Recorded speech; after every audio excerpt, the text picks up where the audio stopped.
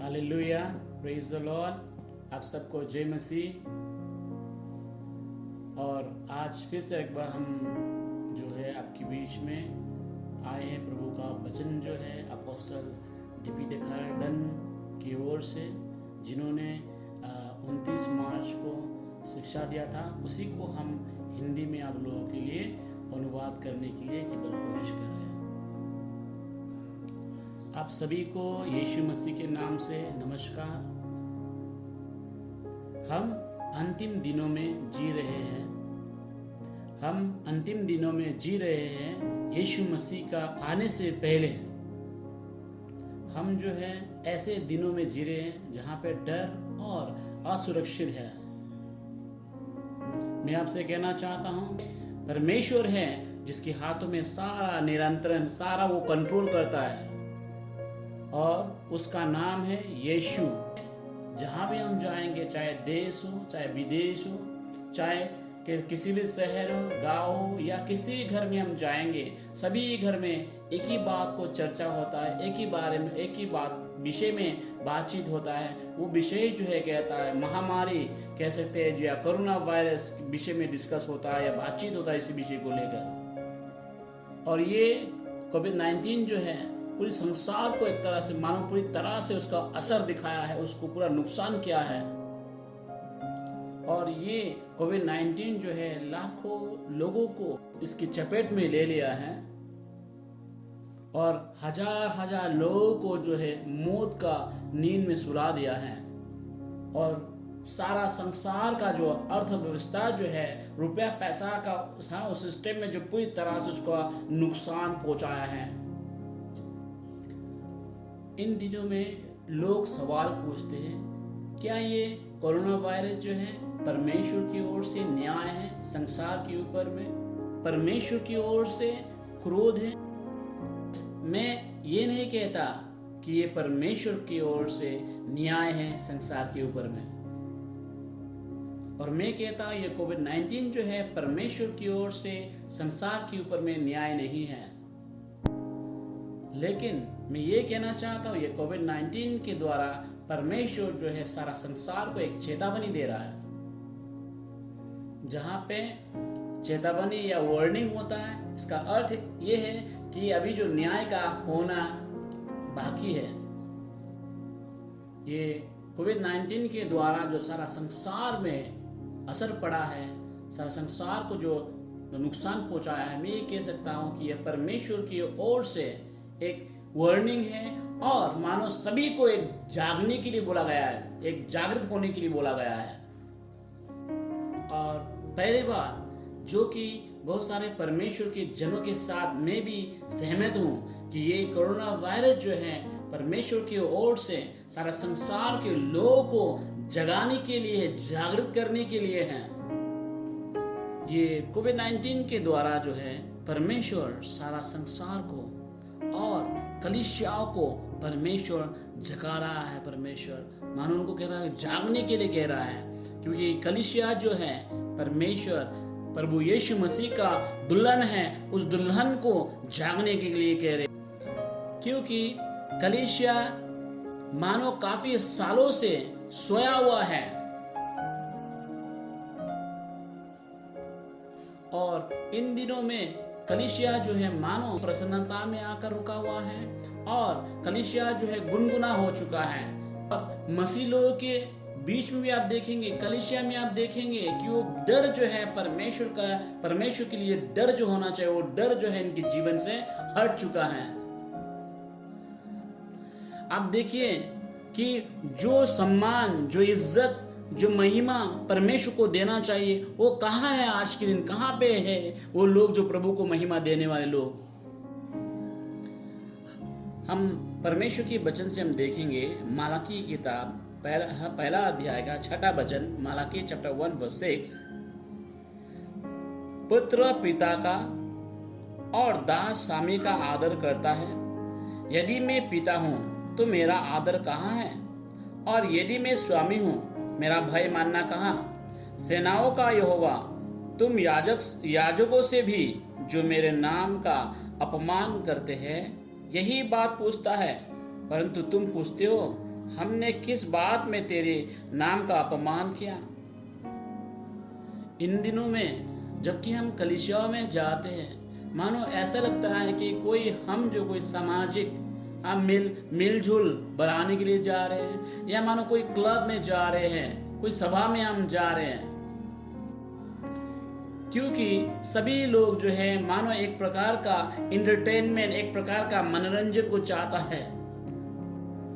लोग जो है मानो केवल एक प्रकार का आनंद को या केवल शारीरिक आनंद को चाहते हैं, और किसी प्रकार का मानो मनोरंजन को चाहते हैं, और मानो कि हम पूरी तरह से जो है परमेश्वर का भय जो अपने जीवन से हम हटा दिया है, क्योंकि हमारे अंदर से परमेश्वर का भय जो है जा चुका है। हम सुनेंगे प्रभु यीशु मसीह अपने वचन में क्या कहता है। मत्ती किताब 10 अध्याय का 28 वचन, जो शरीर को घात करते हैं पर आत्मा को घात नहीं कर सकते, उनसे मत डरना, पर उसी से डरो जो आत्मा और शरीर दोनों को नरक में नष्ट कर सकता है। और इस वचन में हम क्या देखते हैं कि यीशु ने कहा मनुष्य से नहीं डरना कि जो है केवल शरीर को नुकसान कर सकता है, लेकिन परमेश्वर से डरना है जो कि आत्मा और शरीर को नरक में फेंक सकता है। और हम देखेंगे परमेश्वर के वचन से कि दूसरा कुरिन्थियों किताब 7 अध्याय का पहला वचन में हम देखते हैं पौलुस के द्वारा लिखा गया वचन। पौलुस क्या कहता है इसमें, हे प्रिय, जबकि ये प्रतिज्ञा हमें मिली है, तो आओ हम अपने आप को शरीर और आत्मा की सब मिलनता से शुद्ध करें और परमेश्वर का भय रखते हुए पवित्रता को शुद्ध करें। और इस वचन इस तरह से कहता है कि हम जो है सारे अपवित्रता जो हमारे जीवन में सारे पापों से अपने आप को शुद्ध करें और पवित्र बना रहने के लिए बोला है परमेश्वर की भय में। लेकिन मेरा सवाल अब ये है उन सारे मसीहों से, परमेश्वर का भय कहाँ है? मैं कहना चाहता हूं मसीहों में परमेश्वर के लिए आदर और परमेश्वर का डर कहाँ है? और आज के दिनों में हम क्या देखते हैं, कलीसिया से या पुलपिट से परमेश्वर का जन जो है बहुत ही कम कहता पवित्रता के विषय में प्रचार करते हैं, बहुत ही कम इस बारे में प्रचार करते हैं पवित्रता का जीवन जीने के लिए, और परमेश्वर का भय के विषय में जो सिखाते हैं बहुत ही कम सिखाते हैं। और आज के दिन जो है नरक के बारे में प्रचार करना भी मानो अलग बन सा हो गया है।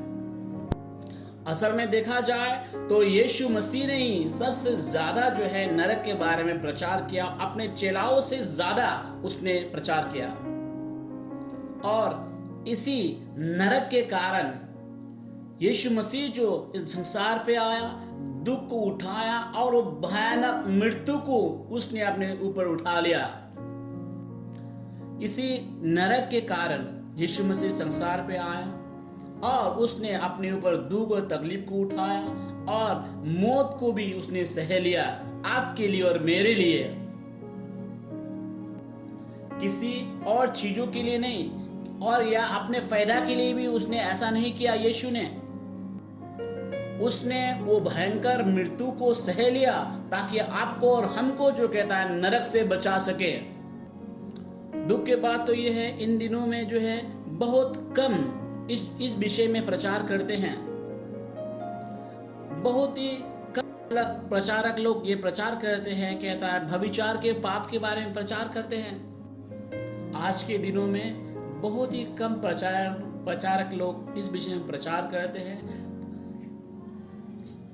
भविचार के पाप के विषय में, और अबॉर्शन जो बच्चा कोख में मार देना, और एक ही जो कहता है लड़का से शादी करते हैं, लड़की से शादी करते हैं। इस प्रकार के पाप के विषय में बहुत ही कम प्रचारक लोग प्रचार करते हैं, क्योंकि इन दिनों में जब लोग चर्च में आते हैं ये सोचते हैं कि हम उस जगह में जाकर अपने आप को बिल्कुल कंफर्टेबल महसूस करना या आराम हमें मिलना चाहिए चर्च में जाकर, इस तरह सोचते हैं। ये सोचते हैं कि हमें चर्च में जाने के द्वारा हमें आराम मिलना चाहिए, हमारे सोच विचारों में, हमारे मन में और हम लोगों का हमारा शरीर में आराम मिलना चाहिए।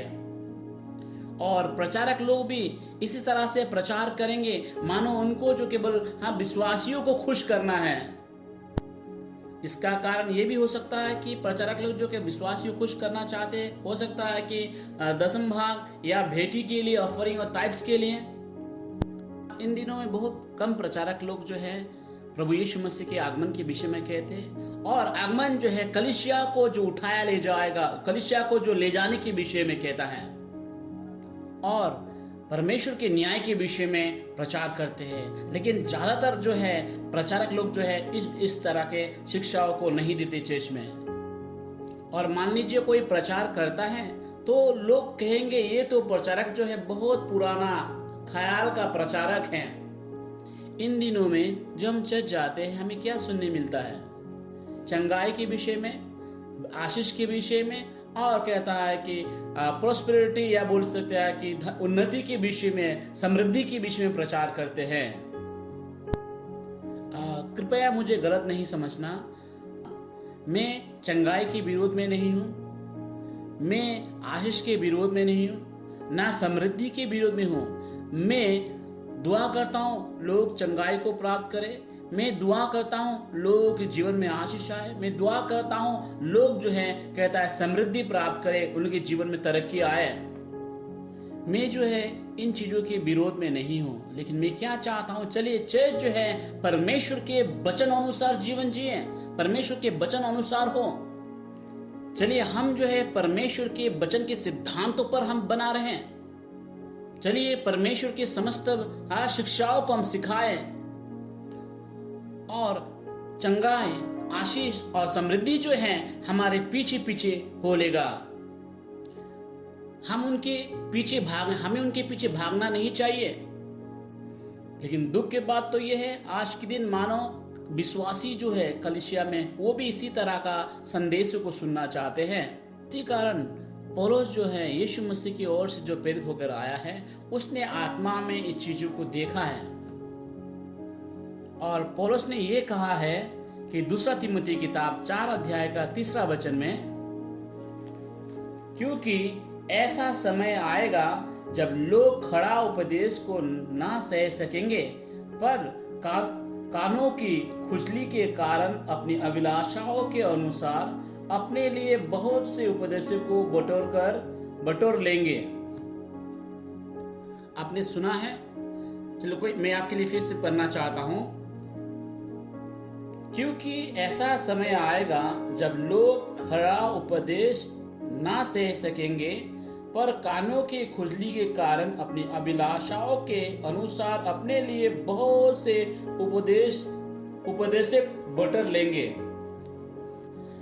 इस वचन का अर्थ यह है कि पौलुस कहना चाहता है एक ऐसा समय आएगा, लोग जो है कहता है अच्छा शिक्षा या कठिन डिसिप्लिन वाला शिक्षा को उनको परवाह नहीं करेंगे, उनको अच्छा नहीं लगेगा, तो इसी कारण वो उनको जो चीज अच्छा लगेगा उस तरह का प्रचार करने के लिए उनके मन के मुताबिक प्रचारक को ढूंढेंगे।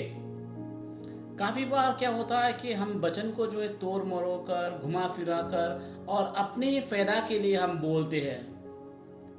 पिता हमें सहायता करता कि हम वापस परमेश्वर तेरे वचन में हम लौट सके। कलीसिया मैं आपसे कहना चाहता हूं ये कोरोना वायरस या कोविड-19 जो है परमेश्वर की ओर से हम सबको जागृत करने के लिए, जगाने के लिए है। इसी कारण कलीसिया हमको जागना है, और हम देखेंगे यीशु मसीह ने बोला है उसके आने के चिन्ह के विषय में। मत्ती किताब 24 अध्याय का 8वां वचन में विस्तार से कहता है, ये सब बातें पीड़ाओं का आरंभ होगी। कलीसिया ये परमेश्वर की ओर से न्याय नहीं है, बल्कि परमेश्वर की ओर से एक चेतावनी और वार्निंग हम बोल सकते हैं, और जागने के लिए परमेश्वर की ओर से एक बुलावट है। ये केवल एक पीड़ाओं का आरंभ या दुख का एक आरंभ ही है। जब किसी भी स्त्री का एक पीड़ा आरंभ होता है, जन्म का पीड़ा आरंभ होता है, इसका अर्थ यह है कुछ तो जन्म होने वाला है। 2 चीज जन्म होने वाला है। सुनिए एक शुभ संदेश, गुड न्यूज को सुनिए। और आप देखेंगे इन सारे तकलीफों के बाद में आप देखेंगे बहुत बड़ा एक आत्मिक जागरण, रिवाइवल आने वाला है।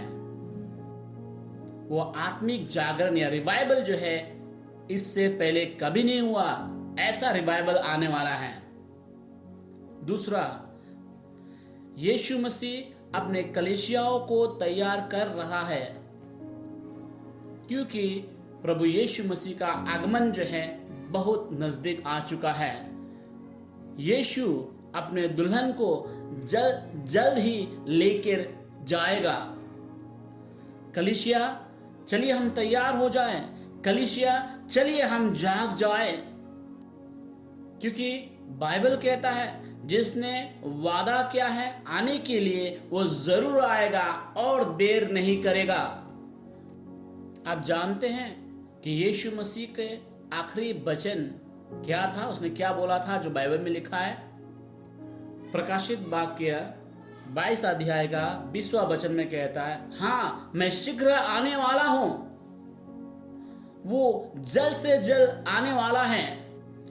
कोविड-19 जो है एक चिन्ह है प्रभु यीशु मसीह का आने के लिए। इसी कारण कलीसिया चलिए हम अपने आप को तैयार करें। जैसे कि आप जानते हैं कि जब जिस तरह चोर रात को आता है वो ऐसे ही होगा परमेश्वर का आने का दिन भी। समय के कारण मैं दूसरा पॉइंट को मैं शुरू करूंगा। अभी ये कोविड-19 जो है परमेश्वर की ओर से सारे संसार को एक चेतावनी है और उनको जो है कि जागने के लिए बोला गया है। ये कोविड-19 जो है परमेश्वर की ओर से हर एक देश को जागने के लिए बोला गया है। ये परमेश्वर की ओर से एक चेतावनी है, स्वर्ग से जो परमेश्वर की ओर से एक चेतावनी है। ये कोविड-19 जो है परमेश्वर की ओर से सभी संसार के लोगों के लिए एक चेतावनी है। जैसे कि मैंने आपको बोला है, जब कहता है वार्निंग आता है या चेतावनी आता है, इसका अर्थ ये है कि न्याय का होना बाकी है अभी। और ऐसा जान पड़ता है कि परमेश्वर सारा संसार के देशों से कहता है या सारा संसार से कहता है, तुमने जो हासिल कर लिया है और जो कुछ तुम कर सकता है और जो कुछ तुमने अपने ताकत से पाया है और तुम्हारे पास में जो न्यूक्लियर सामर्थ्य है, ताकत है और जो वैज्ञानिक दुनिया में या साइंस की दुनिया में जो उन्नति पाया है, इसी कारण और तुम्हारे पास में मानव सेनाओं का ताकत होने के कारण, इन सारा चीजों को पाने के कारण, इन सारा चीजों को तुम्हारे पास में होने के कारण तुम जो इतना ज्यादा कहता घमंड या घमंडी हो चुका है। और इसी घमंड के कारण तुमने जो है परमेश्वर को जो है ठुकरा दिया है, तुमने परमेश्वर को इनकार कर दिया है, तुमने जो है परमेश्वर को निंदा किया है। और जबकि परमेश्वर को छोड़कर एक सृष्टिकर्ता को छोड़कर सृष्टि को पूजा करने लगा है। तुमने सृष्टिकर्ता को छोड़कर सृष्टि को ही मानने लगा है और तुमने जो है अपना भरोसा जो है रुपया पैसा की ओर पूरी तरह से करने लगा है।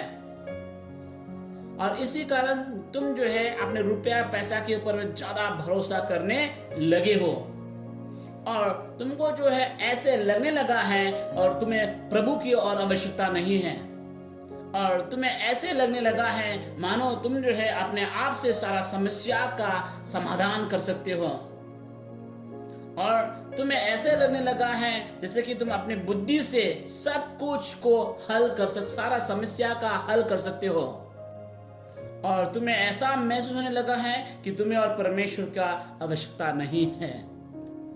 इसी कारण मानो परमेश्वर जो है इसको आने के लिए अनुमति देता है, इस महामारी को देशों में आने के लिए अनुमति देता है। मैं आपको फिर से कहना चाहता हूं, ये जो कि महामारी जो है कोई भी मनुष्यों की ओर से, किसी इंसान की ओर से नहीं आया है और ये महामारी जो है शैतान की ओर से भी नहीं आया, क्योंकि शैतान के पास अब इतना ताकत नहीं है ऐसा कुछ कर सके। लेकिन मैं कहना चाहता हूं यह परमेश्वर है जो इस महामारी को या इस वायरस को आने के लिए अनुमति दिया है। जिस तरह बाइबल में हम देखते हैं परमेश्वर ने यायूब के जीवन में परीक्षा को लेने के लिए शैतान को अनुमति दिया था। परमेश्वर ने यह अनुमति दिया है।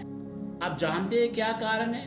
कारण यह है कि हमें नम्र करें, हमें नम्र करें और हमें इस बात को समझाए।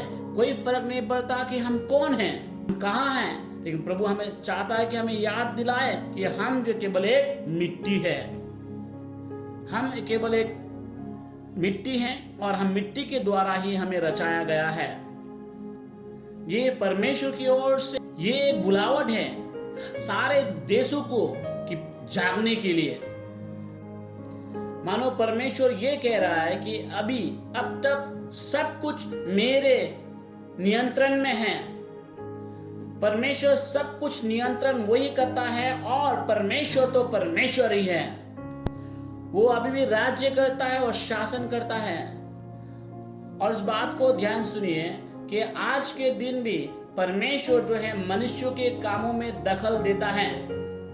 ये बुलावट जो है जगाने के लिए है, परमेश्वर की ओर से सभी देशों के लिए है, ताकि हम उसके पास वापस लौट आए, ताकि हम उसको महिमा दे सकें, ताकि उसको हम आदर दे सकें, ताकि उसको हम कहता है स्तुति आराधना कर सके। जो योग्य है इन सारे आदर महिमा सम्मान और स्तुति का योग्य है, क्योंकि वो प्रभु हैं। अगर जो लोग इस संदेश को सुनते हैं, जो देश लोग इस संदेश को सुनते हैं, मैं आपसे कहना चाहता हूँ देश में चंगाई जो है कहीं और किसी जगह से नहीं आएगा। वो चंगाई जो है ऊपर की ओर से आएगा, यानी कि परमेश्वर की ओर से चंगाई देशों में आएगा। सुनिए परमेश्वर का वचन बाइबल क्या कहता है। दूसरा इतिहास किताब 7 अध्याय का 13 वचन में कहता है, यदि मैं आकाश को ऐसा बंद करूं कि वर्षा ना हो, या टिड्डियों को देश को उजाड़ने की आज्ञा दूं, या अपनी प्रजा में मरी फैलाऊं। ये महामारी क्या है? महामारी का अर्थ क्या है? ये महामारी जो कहता है एक संक्रामक बीमारी है जो छूने से फैलने वाला, और ये हमारे फेफड़ाओं में तकलीफ पहुंचाता, जिससे हमें सांस लेने के लिए तकलीफ होती है। और डॉक्टर भी यही कहते हैं कि ये जो है हमारे फेफड़ाओं को नुकसान करता है। जैसे मैंने बोला है, फिर से मैं उस बात को बोलूंगा कि ये जो है परमेश्वर की ओर से न्याय नहीं है संसार के ऊपर। ये केवल एक चेतावनी है और सभी को जागने के लिए, जागृत होने के लिए एक बुलावट है। और केवल एक ही जवाब है और एक ही कहता है कि हम लोग उस बीमारियों से छुटकारा पाने के लिए एक ही है, वो हमें अपना केवल वो परमेश्वर ही छुटकारा और चंगाई को ला सकता है। इसी कारण प्रभु का वचन हम पढ़ेंगे, क्या कहता है हम देखेंगे कि दूसरा इतिहास किताब 7 अध्याय का 14 वचन में, तब यदि मेरी प्रजा के लोग जो मेरे कहलाते हैं दिन होकर प्रार्थना करे और मेरे दर्शन की खोजी होकर अपने बुरी चाल से फिरे, तो मैं स्वर्ग में से सुनकर उनका पाप क्षमा करूंगा और उनके देश को ज्यों का त्यों कर दूंगा। केवल परमेश्वर ही है इस संसार को चंगाई कर सकता है। और मुझे इटाली के जो प्राइम मिनिस्टर ने बोला है उसी बात से मैं भी सहमत हूं, और जो उन्होंने बोला है, क्योंकि इटाली जो है ये कोरोना वायरस के द्वारा, कोविड-19 के द्वारा उनको बहुत ही ज़्यादा नुकसान का सामना करना पड़ रहा है। और उन्होंने इस तरह से बोला है, अंगीकार ये किया है, हमारा नियंत्रण जो है इस बीमारी के ऊपर में ख़त्म हो चुका है और ये महामारी जो है हमको मार रहा है। हर प्रकार का साधन जो है मदद का था वो सब कुछ खत्म हो गया है। अभी हम आसमान की ओर देख रहे हैं, इसका अर्थ ये है वो परमेश्वर की ओर से मदद को देखता है। और जब मैंने इस विषय में पढ़ा तो मैंने प्रभु की आगे विनती किया। मैंने कहा, प्रभु इटाली को चंगा कर। और एक दिन मैं न्यूज़ सुन रहा था तो इसमें इस तरह से बोला गया, साइंटिस्ट जो है अब तक भी कहता मेडिसिन के खोज में है, वैक्सीन के खोज में है, लेकिन अब तक उनके पास में किसी प्रकार का जवाब नहीं आया है। मैं सारे नेताओं से कहना चाहता हूँ, लीडरों को कहना चाहता हूँ कि इस देश को चंगाई करने का दूसरा कोई जगह नहीं है, दूसरा कोई और राह नहीं है। केवल परमेश्वर ही चंगाई कर सकता है, केवल परमेश्वर। जब हम उसके पास आते हैं और उसको हम पुकारते हैं, सारे संसार के जितने भी लीडर्स लोग हैं, प्रेसिडेंट्स लोग हैं, उसके बाद में अलग अलग जो मिनिस्टर्स लोग हैं, राजा है, रानी लोग हैं, सभी से मैं कहना चाहता हूं कि इस समय आपको हम किसी प्रकार से आपको जो निंदा करने के लिए नहीं, बल्कि हम जो है आपके साथ में हैं। हम आपके लिए दुआ करते हैं ताकि परमेश्वर आपको बुद्धि दे, परमेश्वर आपको ज्ञान दे, ताकि किस तरह से इस परिस्थिति में आप देश को चला सकें। और अंत में ये बोलना चाहता हूँ कि हल जो है, इस बीमारी का हल जो है, केवल परमेश्वर के पास ही है। तभी होगा अगर हम उसके पास लौट आते हैं, क्योंकि वो हमारा प्रभु है, हमारा पिता है, और वो तैयार है हमें चंगाई करने के लिए भी। सुनिए परमेश्वर का वचन बाइबल में क्या कहता है। होशाया किताब 6 अध्याय का पहला वचन, चलो हम यहोवा की ओर फिरे, क्योंकि उसी ने फाड़ा और वो चंगा भी करेगा, उसी ने मारा और वो ही हमारे घावों को पट्टी भी बांधेगा। चलिए हम परमेश्वर को प्रत्युत्तर दे, जवाब दे, जबकि परमेश्वर ने हम लोगों को जगाया है। चलिए हम परमेश्वर को जवाब दे, जो कि परमेश्वर ने हमें जागृत किया है। चलिए सारा कलीसिया जो है, हम परमेश्वर को जवाब दे कि परमेश्वर ने हम लोगों को जगाया है। कलीसिया, चलिए हम परमेश्वर को जवाब दे। वो कलीसिया जो यीशु मसीह का दुल्हन है, चलिए हम परमेश्वर को जवाब दे, और सारे देश भी हम जवाब दे परमेश्वर को। शायद आप पूछेंगे कि हम कैसे जवाब दे कि जो जागृत हमें किया गया है उसका हम जवाब कैसे दें।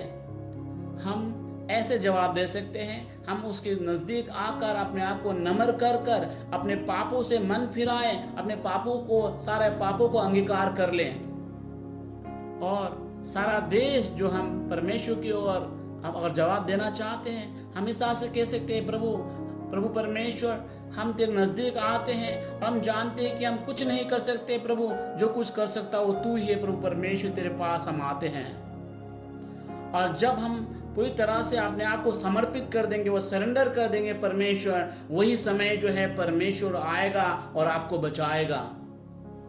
चलिए जितना जल्दी हो सके उतना जल्दी हम इस काम को करें, ऐसा ना हो कि बाद में पछताना पड़े।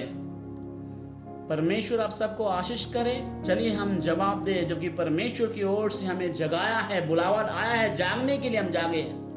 चलिए हम अभी प्रार्थना करें।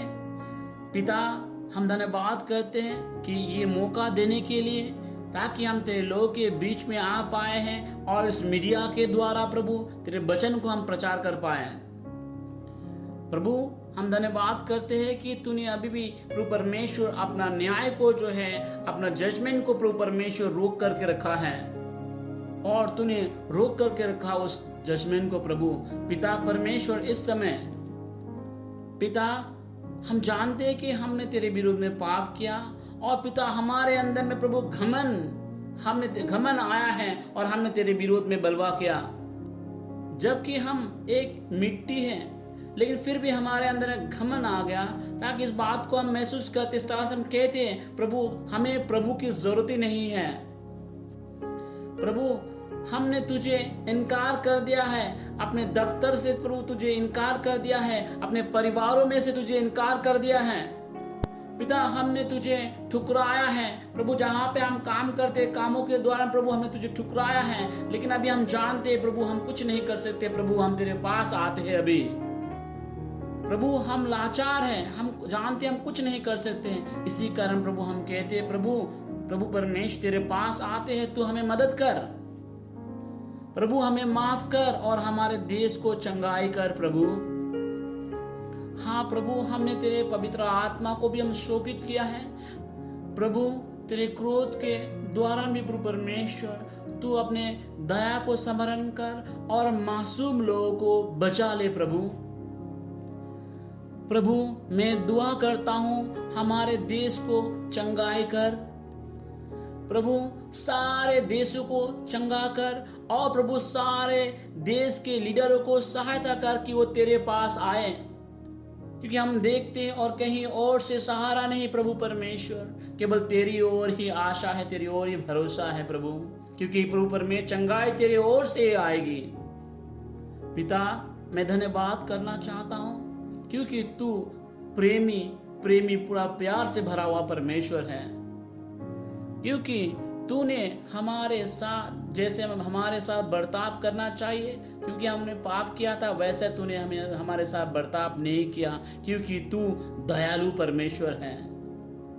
प्रभु हम कलीसियाओं को सहायता कर, क्योंकि कलीसिया जो यीशु मसीह का दुल्हन है प्रभु, तेरे पास आने के लिए सहायता कर, और तू जो दयालु प्रभु है तेरे पास हम आए प्रभु परमेश्वर में सहायता करना प्रभु परमेश्वर, और सारा देश तेरे पास आए, क्योंकि तू ही दयालु परमेश्वर, दया करने वाला परमेश्वर है।